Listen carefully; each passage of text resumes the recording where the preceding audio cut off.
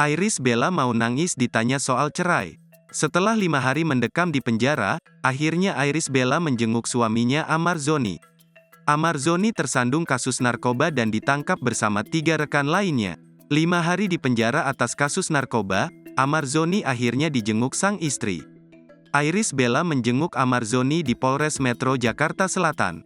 Selesai menjenguk sang suami, Irish Bella pun mengurai tanggapannya kasus narkoba yang menjerat Amar Zoni.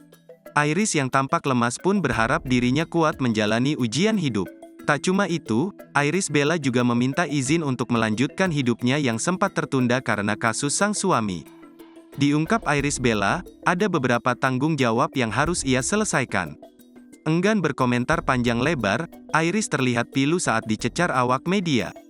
Pun saat disinggung soal isu perceraian dengan Amar Zoni, Irish Bella bungkam. Ditanya soal isu cerai, Irish Bella menahan tangis seraya menghindari kamera wartawan.